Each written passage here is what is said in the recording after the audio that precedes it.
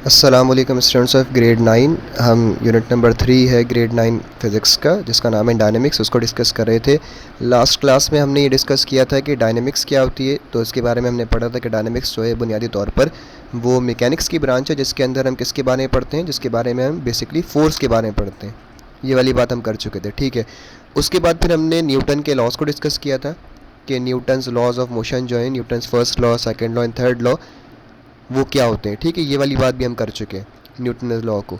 अब उसके बाद जो आज हम टॉपिक पढ़ने जा रहे हैं, जो आज का हमारा टॉपिक है, उसका नाम है मोमेंटम, ठीक है। मोमेंटम पर जाने से पहले ज़रा एक चीज़ रिकॉल कर लेते हैं कि हमने अब तक एक चीज़ के बारे में पढ़ा है। एक क्वांटिटी थी जिसका नाम था इनर्शिया, जिसको हमने न्यूटन्स फर्स्ट लॉ के अंदर पढ़ा था, ठीक है।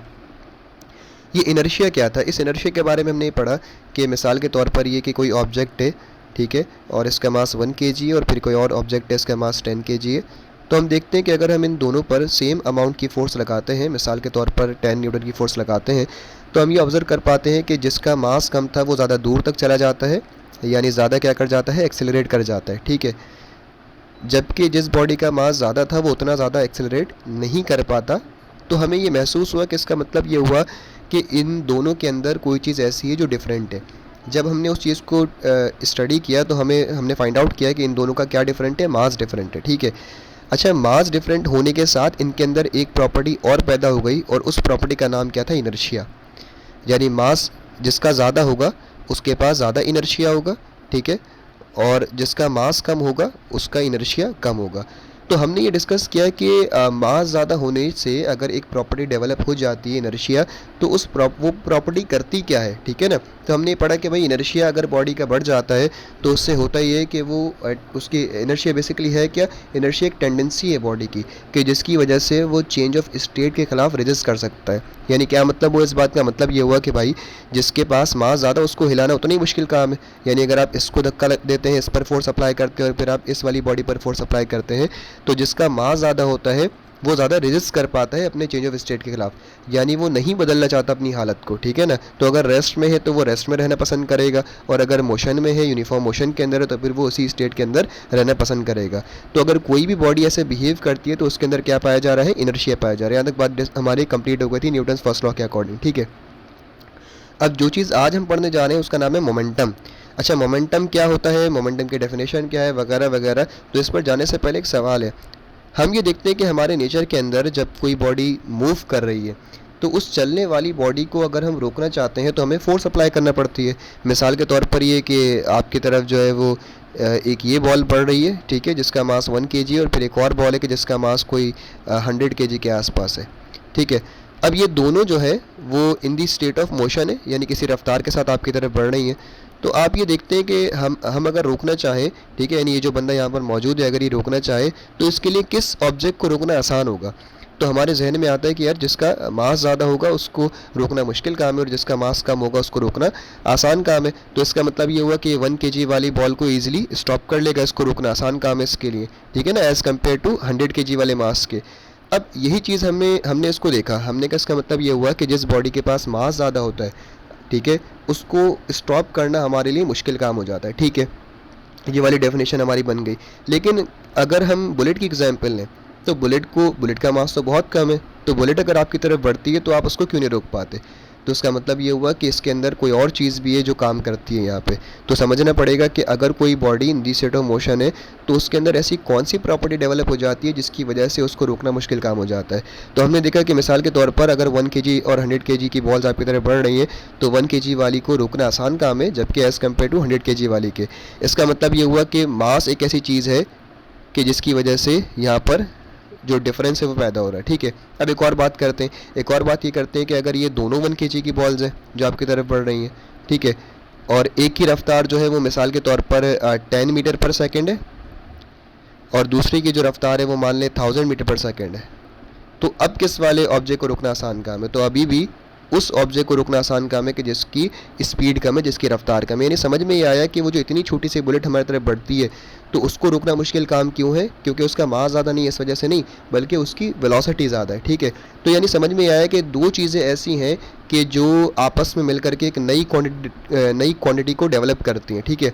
और उस क्वांटिटी का नाम क्या है, उस क्वांटिटी का नाम है हमारे पास मोमेंटम।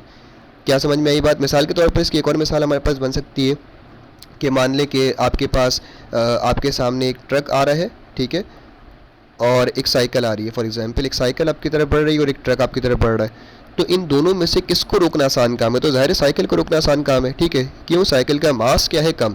मान लें इसका मास 10 kg और इसका मास कुछ 100 kg के आसपास है, तो जिसका मास कम है उसको रोकना आसान काम है, ठीक है। सिमिलरली अगर हमारी तरफ जो है वो दोनों ही साइकिल्स बढ़ रही हैं और दोनों का मास सिमिलर ही है, मान लें 10 kg है, ठीक है, तो अब किसको रोकना आसान काम है? तो हम ये देखेंगे कि इनमें से रफ्तार किसकी कम है। तो अगर मिसाल के तौर पर इसकी रफ्तार कोई मान लें 1000 मीटर पर सेकंड है और इस साइकिल की रफ्तार मान लें कुछ 10 मीटर पर सेकंड के आसपास है, तो हम ये देख पाते हैं कि जिसकी रफ्तार कम है अब की बार उसको रोकना आसान काम है हमारे लिए। तो समझ में आया कि दो क्वांटिटी मिलकर एक नई क्वांटिटी को डेवलप करती हैं जब बॉडी किस में है? इन दी स्टेट ऑफ मोशन में। रेस्ट की बात नहीं कर रहे हम, जब बॉडी क्या है? इन दी स्टेट ऑफ मोशन है। तो उस स्टेट ऑफ मोशन की वजह से उस बॉडी के अंदर एक इफेक्टिवनेस आ जाती है, ठीक है। वो जो इफेक्टिवनेस है या वो जो कैरेक्टरिस्टिक पैदा हो रही है, नई कैरेक्टरिस्टिक, उस कैरेक्टरिस्टिक का नाम क्या है हमारे पास? मोमेंटम है, ठीक है। उसको हम इफेक्ट ऑफ मोशन भी कहते हैं। मोमेंटम को हम एक वेग ज़बान में या एक नॉर्मल गली मोहल्ले की ज़बान में हम इसको कह सकते हैं इफेक्ट ऑफ फोर्स, ठीक है। लेकिन एक्चुअल डेफिनेशन इसकी ये नहीं बनेगी, तो अब आप बस कॉन्सेप्ट रखने के लिए कह सकते हैं एक्चुअल डेफिनेशन क्या बनती है मोमेंटम की। तो हम ये कहते हैं कि मोमेंटम को जब हम डिफाइन करते हैं तो उसकी जो डेफिनेशन बनती है it is something like this कि दी टोटल क्वांटिटी, या इसको बाज़ जगहों पर आपको अमाउंट भी लिखा हुआ मिलेगा, दी total quantity of motion contained in a body, ठीक है। यानी कि जब बॉडी चल रही है तो उसके अंदर जो अमाउंट ऑफ मोशन वो कंटेन करती है अपने अंदर, उस अमाउंट ऑफ मोशन का नाम क्या है? मोमेंटम। देखो total quantity of momentum contained in a body, ठीक है, इज कॉल्ड मोमेंटम। इसको हम क्या बोलते हैं? मोमेंटम बोलते हैं। एक्चुअल में क्या है ये? एक्चुअल में कैरेक्टरिस्टिक है जो पैदा होती है कब? कि जब बॉडी किस में है? इन दी स्टेट ऑफ मोशन है, ठीक है। यानी कि अगर कोई ऑब्जेक्ट चलता है तो उस चलने की वजह से उसके अंदर एक क्वांटिटी पैदा हो जाती है, और वो क्वांटिटी क्या कैसे नेचर के अंदर बिहेव करती है? ऐसे कि उसको रोकना भी मुश्किल काम है और उसको चलाना भी मुश्किल काम हो जाता है, ठीक है। तो इस क्वांटिटी का नाम हमारे पास क्या है? मोमेंटम।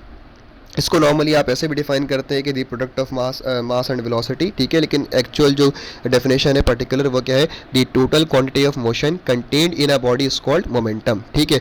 अब इसका फॉर्मूला क्या बनेगा? तो फॉर्मूला, क्योंकि हम चाहते हैं कि इस क्वांटिटी को हम मेजर करें कि किस बॉडी का मोमेंटम ज़्यादा है, किसका कम है, तो इसका फॉर्मूला ये बनता है कि इसको हम पी से डिनोट करते हैं, स्मॉल पी से, और ये बराबर होता है मास टाइम्स वेलोसिटी के।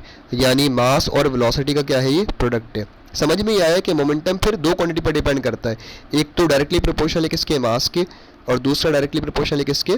वेलोसिटी के। यानी अगर मास ज़्यादा तो बॉडी का मोमेंटम ज़्यादा, ठीक है, और अगर मास कम तो बॉडी का मोमेंटम कम। सिमिलरली अगर बॉडी की वेलोसिटी ज़्यादा है तो मोमेंटम ज़्यादा, अगर वेलोसिटी कम तो बॉडी का मोमेंटम कम, ठीक है ना। बात समझ में आ रही है कि ये जो क्वांटिटी हमारे पास पैदा होती है मोमेंटम, ये दो चीज़ों पर डिपेंड करती है, किस पर? मास पर और वेलोसिटी पर, ठीक है। तो इसका फॉर्मूला क्या बन गया? m टाइम्स v बन गया, p is equals to m times v।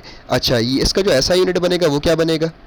तो ऐसा यूनिट आप यहीं से निकाल सकते हैं कि मास को हम मेजर करते हैं किसमें? किलोग्राम में, और वेलोसिटी को हम करते हैं मीटर पर सेकंड में। तो केजी मीटर पर सेकंड यूनिट हो गया इसका किसका? मोमेंटम का, ठीक है। केजी मीटर पर सेकंड जो है वो एसआई यूनिट है किसका? मोमेंटम का। यहाँ तक बात समझ में आ रही है? अच्छा, इसका एक और डिराइव्ड यूनिट होता है जिसको हम कहते हैं न्यूटन सेकंड, ये भी इसका यूनिट है, लेकिन जो हम नॉर्मली यूज़ करते हैं वो कौन सा? केजी मीटर पर सेकंड, ठीक है। अच्छा, ये कैसी क्वांटिटी है? तो ये एक वेक्टर क्वांटिटी है। इसके बारे में आप ये याद रखेंगे कि it is a vector quantity. ये एक वेक्टर क्वांटिटी है। क्या मतलब हुआ इस बात का कि वेक्टर क्वांटिटी है? मतलब ये हुआ कि भाई ये डायरेक्शन पर डिपेंड करती है। अब समझ में आया कि अगर डायरेक्शन पर डिपेंड करती है तो कौन सी डायरेक्शन होगी मोमेंटम की? तो इसके फॉर्मूले में पे हम जाते हैं, फॉर्मूला देखते हैं कि इसका फॉर्मूला क्या है। तो हमारे पास फॉर्मूला क्या है? P is equals to m times v ना। तो यहाँ पर मास क्या है? Scalar quantity. इसका मतलब ये हुआ कि जो वेलोसिटी की डायरेक्शन होगी वही डायरेक्शन किसकी होगी? आपके पास मोमेंटम की, ठीक है ना। जो वेलोसिटी की डायरेक्शन होगी वही डायरेक्शन किसकी है? मोमेंटम की। तो this is a quantity momentum, जिसके बारे में हम पढ़ते हैं। अच्छा, अब ये जब हमने अभी इनर्शिया की बात की थी तो इनर्शिया को हमने डिस्कस किया था न्यूटन्स फर्स्ट लॉ के हिसाब से, ठीक है ना। यानी इनर्शिया के बारे में हमें पढ़ना पड़ा कि ताकि हम न्यूटन के फर्स्ट लॉ का समझ सकें। ऐसे ही हम मोमेंटम जब पढ़ते हैं तो मोमेंटम जो है बेसिकली ये पढ़ा जाता है न्यूटन के सेकंड लॉ को समझने के लिए। आप सबको याद होगा कि न्यूटन का सेकंड लॉ क्या कहता है कि जब हम किसी ऑब्जेक्ट के ऊपर फोर्स अप्लाई करते हैं तो फोर्स अप्लाई करने की वजह से वो ऑब्जेक्ट उसी फोर्स की डायरेक्शन में क्या करता है, एक्सेलरेट। लेकिन एक्चुअल में क्या बताता है न्यूटन का सेकंड लॉ, उसको हम डिस्कस करते हैं यहाँ पे, जिसको हम कहते हैं momentum in terms of force. ये आपका एक टॉपिक है आपकी किताब का, ये बहुत इंपॉर्टेंट टॉपिक है पेपर के हवाले से, है ना। तो इसकी बात करते हैं। देखिए जो एक्चुअल में न्यूटन का सेकंड लॉ हमें बताता है वो क्या बताता है, उसके लिए हमने एक यहाँ पर एक कंडीशन मानी हुई है। कंडीशन क्या है कि हम कंसिडर कर रहे हैं एक बॉडी को जिसका मास क्या है m। मान लें कोई बॉडी है जिसका मास क्या है m है, ठीक है, और ये कुछ v वेलोसिटी के साथ मूव कर रहा है। मान लें कुछ वेलोसिटी है इसकी, कुछ 10 मीटर या 20 मीटर की रफ्तार से ये मूव कर रहा है, ठीक है, जिसको हम बोलते हैं इसकी इनिशियल वेलोसिटी। सही है। अब हुआ क्या कि इस पर अगर बाहर से आपने कोई फोर्स अप्लाई कर दी, ठीक है, फोर्स अप्लाई कर दी अगर आपने बाहर से, तो क्या होगा कि इसकी वेलोसिटी में चेंज आ जाएगा, ठीक है ना। जब इसकी वेलोसिटी में चेंज आ जाएगा तो आप ये फील कर पाएंगे कि इसकी जो वेलोसिटी है वो वी से बदल कर क्या हो गई है, वी हो गई है, ठीक है ना। यानी कि हुआ क्या कि हमने एक बॉडी को कंसिडर किया कि जिसका मास m था, वो किसी वी रफ्तार के साथ मूव कर रही थी, ठीक है। जब हमने बाहर से उस पर फोर्स अप्लाई करी तो वो बॉडी क्या कर जाएगी, एक्सेलरेट कर जाएगी, और उस एक्सेलरेशन से होगा क्या कि उसकी जो इनिशियल वेलोसिटी थी वो बदल कर क्या बन जाएगी, फाइनल वेलोसिटी। और इस सारे काम को करने में कुछ वक्त लगा होगा, कुछ टाइम लगा होगा, टी टाइम लगा होगा, ठीक है। तो हुआ क्या कि यहाँ पर इस बॉडी का मास तो नहीं बदल सकता, जाहिर सी बात है कि फोर्स मास को तो चेंज नहीं कर सकती, ठीक है। सिर्फ क्या चेंज किया इसने, इसकी वेलोसिटी को चेंज किया। तो हमें पता है मोमेंटम का फॉर्मूला कि मोमेंटम बराबर है किसके, p is equals to M V के बराबर होता है momentum, p is equals to M times V के, ठीक है। तो अगर हम इनिशियल मोमेंटम की बात करें, यानी जब तक फोर्स अप्लाई नहीं हुई थी उस वक्त तक बॉडी का जो इनिशियल मोमेंटम था वो क्या था, तो अगर हम इनिशियल मोमेंटम की बात करेंगे तो that would be P I is equals to M times V I, that is the initial momentum, ठीक है। जब फोर्स अप्लाई, अच्छा ये क्या है, ये बिफोर अप्लाइंग फोर्स है, जब तक फोर्स अप्लाई नहीं की गई थी, ठीक है ना, बिफोर अप्लाइंग फोर्स। जब तक हमने फोर्स अप्लाई नहीं करी तो बॉडी का जो इनिशियल मोमेंटम था that was P I is equals to M V I, ठीक है। उसके बाद जब हमने फोर्स अप्लाई कर दी तो फाइनल मोमेंटम क्या बन जाएगा बॉडी का, यानी कि जब हमने फोर्स को अप्लाई कर दिया after the application of force, after force, तो बॉडी का जो मोमेंटम है उसमें चेंज आना चाहिए, जाहिर सी बात है। अच्छा वो जो चेंज आएगा वो किसकी वजह से आएगा, तो वो जाहिर सी बात है कि जो मोमेंटम में चेंज आएगा वो स्पीड की वजह से आएगा या फिर वेलोसिटी की वजह से आएगा, क्योंकि मास तो कांस्टेंट प्रॉपर्टी हो गई ना बॉडी की, मास तो चेंज नहीं होगा फोर्स अप्लाई करने से। क्या चेंज होगा, इनिशियल वेलोसिटी जो कि बदल कर क्या बन गई है, फाइनल वेलोसिटी। तो हमने ये चीज़ पढ़ी है अभी कि मोमेंटम के अंदर मास बदल जाए तब भी मोमेंटम बदल जाता है, या रफ्तार बदल जाए, बॉडी की वेलोसिटी बदल जाए तब भी मोमेंटम में चेंज आ जाता है। तो यहाँ पर जो मोमेंटम इनिशियल से फाइनल में कन्वर्ट हुआ है या इनिशियल मोमेंटम चेंज होकर फाइनल मोमेंटम बना है वो किसकी वजह से बना है, वो इनिशियल वेलोसिटी की वजह से बना है कि इनिशियल वेलोसिटी आपकी बदल कर क्या बन गई है, फाइनल वेलोसिटी। और ये जो इनिशियल वेलोसिटी है इसमें चेंज आया क्यों, क्योंकि हमने क्या अप्लाई कर दी थी, यहाँ पर फोर्स अप्लाई कर दी थी, ठीक है। यहाँ तक की बात समझ में आती है। अब इसके बाद देखते हैं कि इसका मतलब ये हुआ कि मोमेंटम में चेंज आया। तो अगर हम चेंज इन मोमेंटम की बात करते हैं तो चेंज इन मोमेंटम कैसे लिखा जाएगा, तो आपको पता है कि जब भी हम चेंज की बात करते हैं तो हम फाइनल में से माइनस कर देते हैं क्या, इनिशियल। तो यहाँ पर फाइनल में से इनिशियल आप माइनस कर देंगे तो ये क्या हो जाएगा, पी एफ यानी कि फाइनल मोमेंटम, और माइनस पी आई यानी कि इनिशियल मोमेंटम, ठीक है। एक्चुअल में ये final momentum minus initial momentum अगर हम करते हैं तो ये किसके बराबर होगा, तो ये बराबर होगा भाई m times of V F minus m times of V I के, ठीक है ना। मोमेंटम में जो चेंज आया तो वो यही चेंज है ना कि एम वी एफ में से क्या माइनस कर देंगे आप, एम वी आई माइनस कर देंगे, तो आपको पता लग जाएगा कि मोमेंटम में कितना चेंज आया, ठीक है। यहाँ पर ये सारा काम जब हुआ था, यहाँ पर हमने ऑब्जर्व किया कि इस सारे काम को होने में कुछ टी टाइम लगा होगा, तो जाहिर सी बात है कि ये जो टाइम है यहाँ पर हमें इसको ऐड करना पड़ेगा इस इक्वेशन के अंदर। तो हम क्या करेंगे, हम इस टी टाइम को डिवाइड करवा देंगे बोथ साइड्स पर, तो डिवाइड करवा देंगे आप, dividing T on both sides of the equation. तो जब आप टाइम को डिवाइड करवाएंगे तो ये बन जाएगा P F minus P I divided by T, ठीक है, और बराबर M V F minus M V I divided by T. अब यहाँ पे समझने वाली बात यह है कि अगर आप इस एक्सप्रेशन में देखें, राइट हैंड साइड वाले एक्सप्रेशन में देखें, तो यहाँ पर एक टर्म कॉमन है। कॉमन क्या है कि यहाँ पर m इसके पास भी और m यहाँ पर भी है। तो अगर हम m को यहाँ से कॉमन निकाल लें तो हमारे पास ये एक्सप्रेशन बन जाएगा कुछ इस तरीके से कि P F minus P I upon T is equals to m, और यहाँ से आपने m को कॉमन निकालिए तो ये बच जाएगा वी एफ माइनस वी आई, और डिवीजन में क्या आ जाएगा, यहाँ पर t आ जाएगा, ठीक है। अब ये चीज़ हम पढ़ चुके हैं, पीछे डिस्कस कर चुके हैं कि एक्सेलरेशन का फॉर्मूला हमारे पास क्या था। वी नो दैट कि एक्सेलरेशन बराबर है किसके, V F minus V I upon T के, यानी change in velocity with respect to time के। तो अगर आप इस वाली चीज़ को देखें तो ये कुछ इसके जैसा ही बन रहा है, V F minus V I upon T के। तो इसको यहाँ से हम एलिमिनेट करवा देंगे, ठीक है ना। यहाँ पर लिख लेते हैं साइड में कि ए बराबर है किसके, V F minus V I upon T के। तो अगर V F minus V I upon T यहाँ पर बच रहा है तो हम इसको हटा करके यहाँ पर लिख सकते हैं क्या, एम, और इस V F minus V I upon T के प्लेस पर क्या आ जाएगा, ए। और P F minus P I, ये चीज़ भी हम पीछे डिस्कस कर चुके हैं कि अगर पी एफ माइनस पी आई लिखा हुआ है तो ये बता रहे हैं किसके बारे में, चेंज के बारे में। और चेंज को हम लिखते कैसे हैं, डेल्टा से। तो ये हो जाएगा डेल्टा पी यानी चेंज इन मोमेंटम। तो ये जाएगा delta P upon T is equals to M A, ठीक है ना। और न्यूटन का जो सेकंड लॉ है वो हमें ये बताता है कि जो एम ए है ये किसके बराबर है, फोर्स के बराबर है। तो इसका मतलब ये हुआ कि डेल्टा पी अपॉन टी बराबर है किसके, फोर्स के। यही एक्चुअल रिप्रेजेंटेशन है किसकी, Newton second law of motion की, जो कि हमें बताती है कि जब किसी बॉडी पर बाहर से कोई फोर्स अप्लाई की जाती है, फॉर एग्जांपल एक्सटर्नली कोई फोर्स आप अप्लाई करते हैं, तो उस अप्लाई होने वाली फोर्स से आप बॉडी के मोमेंटम को चेंज कर सकते हैं, ठीक है ना। मिसाल के तौर पर एक बॉडी आपकी तरफ बढ़ती हुई आ रही है जिसका कोई ना कोई मोमेंटम है, मान लें इसका कोई कुछ पी मोमेंटम है, पी इनिशियल मोमेंटम है, ये आपकी तरफ किसी मोमेंटम के साथ आ रही है, ठीक है। तो जब आप बाहर से एक स्टॉपिंग फोर्स अप्लाई कर देंगे, एक एक्सटर्नल फोर्स अप्लाई कर देंगे, ठीक है, इसके अपोजिट डायरेक्शन में, तो इसके मोमेंटम में चेंज आ जाएगा। तो वो जो मोमेंटम में चेंज आया वो किसकी वजह से आया, फोर्स की वजह से। बात समझ में आ रही है। तो इसी को हम कहते हैं Newton second law of motion, यानी वो जो F is equals to M A हमने पढ़ा है वो भी रिप्रेजेंटेशन है, लेकिन एक्चुअल रिप्रेजेंटेशन जो है न्यूटन सेकंड लॉ की वो क्या है कि जब किसी बॉडी पर फोर्स अप्लाई की जाती है, ठीक है, with respect to some time के, तो उस बॉडी का मोमेंटम चेंज हो जाता है, ठीक है। और ये हमें जो हमारे रियल लाइफ एप्लीकेशन है उसके अंदर भी हमें बहुत काम आता है।